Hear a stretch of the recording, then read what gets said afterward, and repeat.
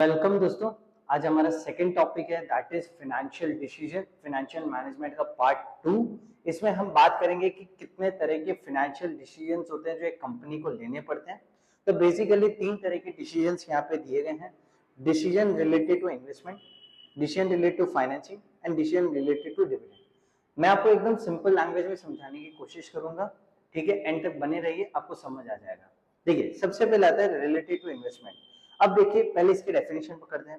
It is invested in the fixed asset, it has to take decision regarding to the selection of those assets in which the capital fund is to be invested in future. It is also called as capital budgeting decision. Simple भाषा में समझाता हूँ। देखिए, मेरे पास investment plan A है, investment plan B है। मान लीजिए मेरे पास दो बड़े बड़े प्रोजेक्ट्स हैं।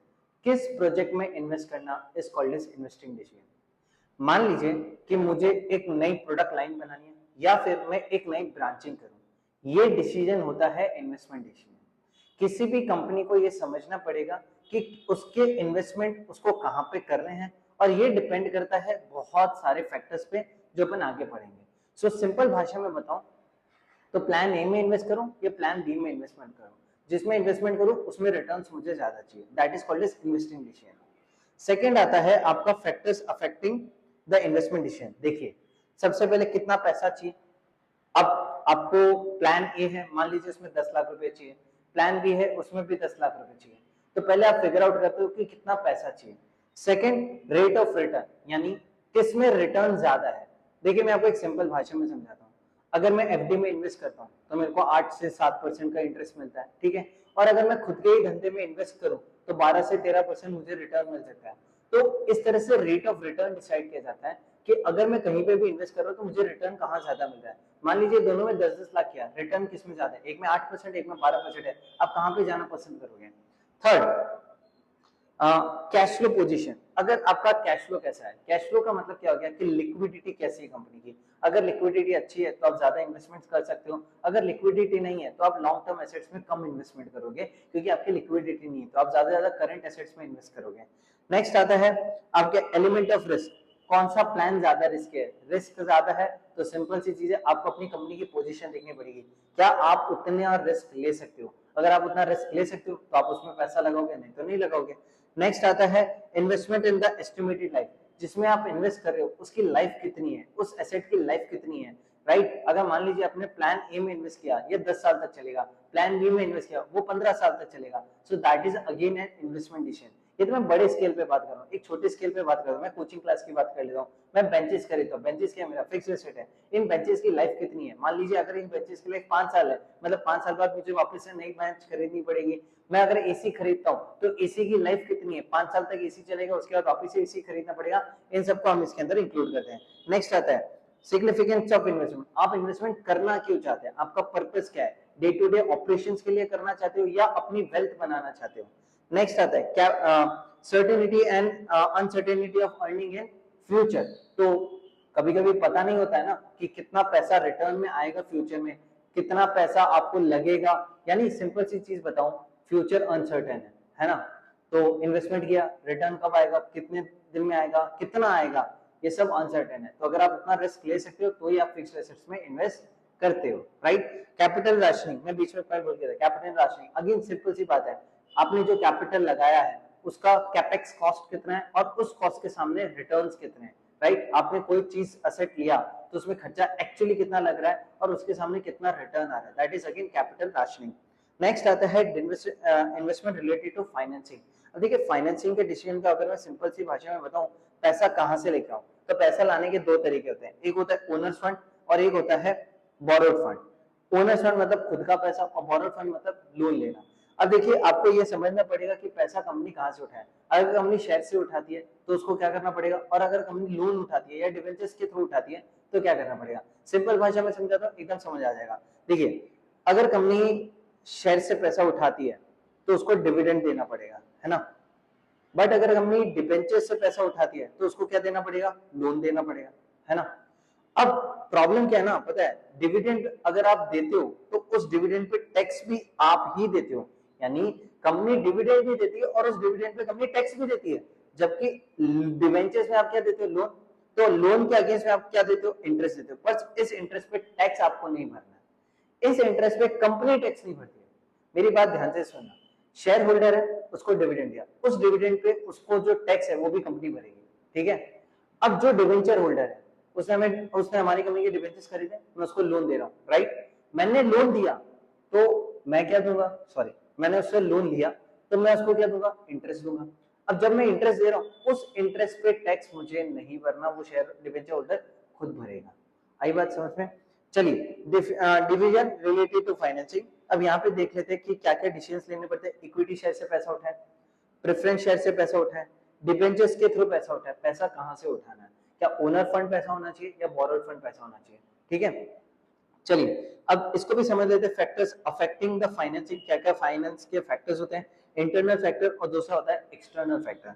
इंटरनल फैक्टर मतलब ये देखो कैपिटल सॉरी इंटरनल फैक्टर हो गया नेचर ऑफ बिजनेस के, साइज ऑफ क्या है, ग्रोथ ऑफ धंधा क्या है, फाइनेंशियल रिक्वायरमेंट क्या है, नेचर ऑफ एसेट्स क्या है, एटीट्यूड ऑफ डायरेक्टर्स क्या है। चलिए सिंपल भाषा में समझाता हूँ, type and nature of the business, आपका धंधा कैसा है। अगर आपका धंधा रेगुलर कैश कमा के दे रहा है तो आप आराम से लोन उठाओ, क्योंकि फिर आप तुरंत इंटरेस्ट पेमेंट्स कर सकते हो। अगर आपके धंधे में आपको लगता है कि यार मेरे को तुरंत कैश नहीं मिलने वाला, ऑपरेटिंग टाइम बहुत ज्यादा है, ठीक है, मेरे को बहुत टाइम बाद पैसा मिलता है, तो फिर आप इक्विटी से पैसा उठाओगे।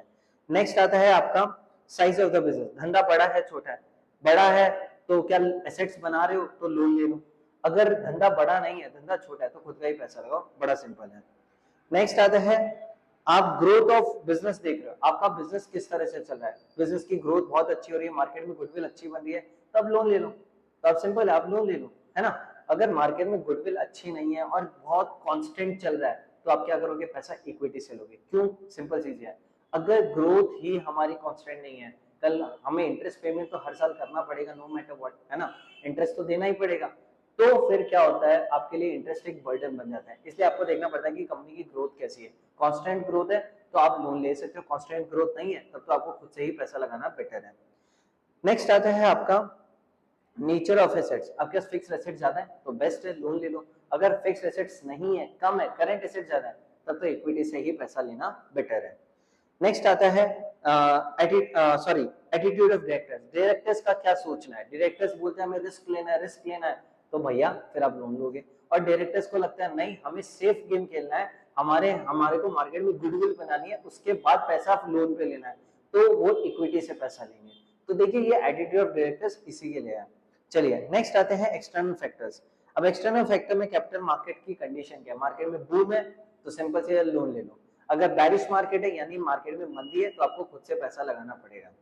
नेक्स्ट आता है फ्लोटेशन कॉस्ट। अब देखो फ्लोटेशन कॉस्ट होता है क्या, लोगों को समझ नहीं आता, सिंपल भाषा में समझा दे रहा हूँ।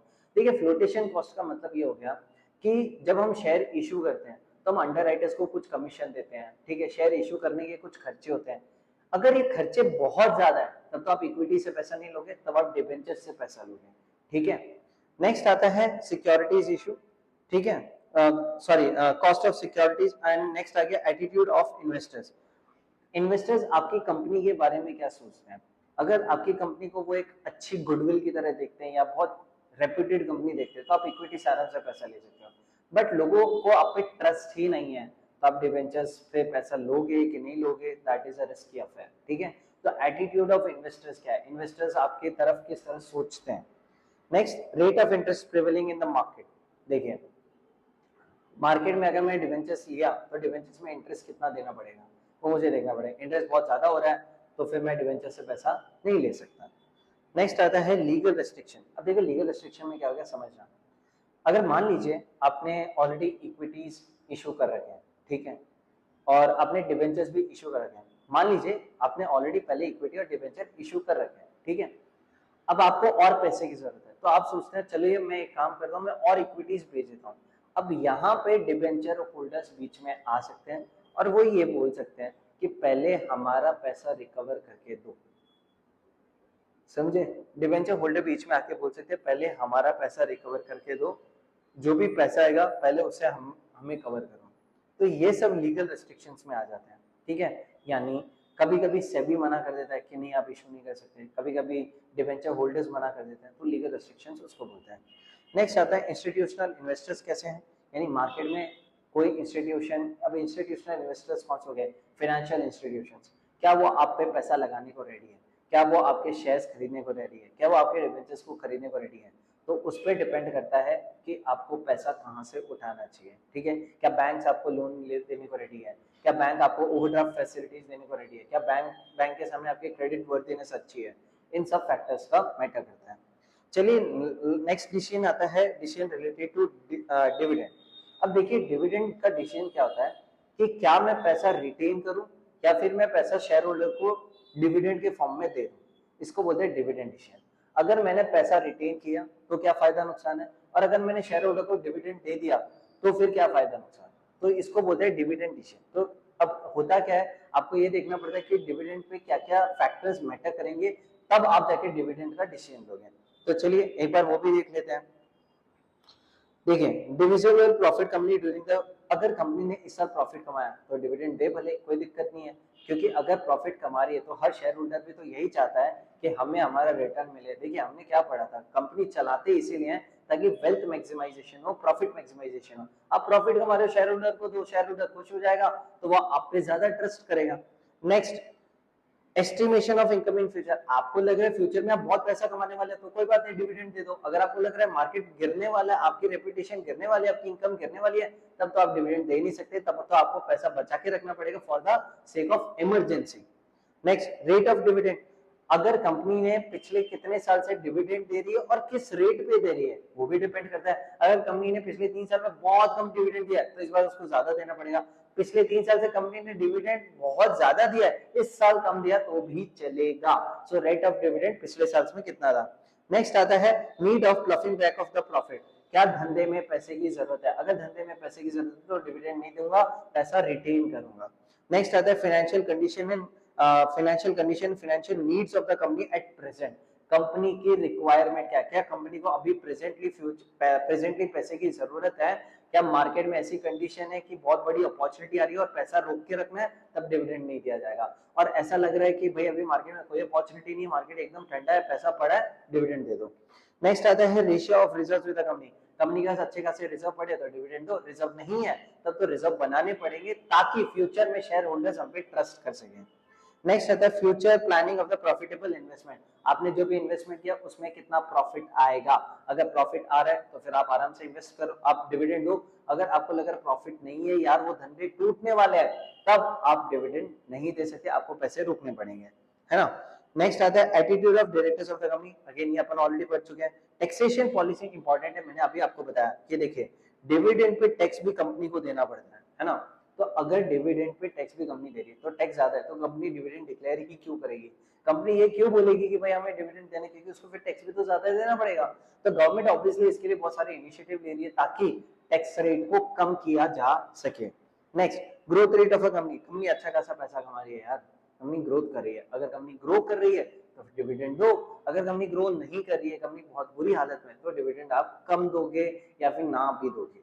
नेक्स्ट आता है liquidity position of the company, company के पास कैश कितना है, कैश अच्छा खासा है, कंपनी को लग रहा है या मैं रेगुलर कैश कमा रही हूँ, लिक्विडिटी बेटर है, करंट एसेट्स बेटर है, तो आप आराम से डिविडेंड डिक्लेयर कर सकते हो, नहीं तो नहीं कर सकते, है ना। तो ये सारे थे डिसीजंस। अगले पार्ट के लिए जुड़े रहिए और मिलते हैं।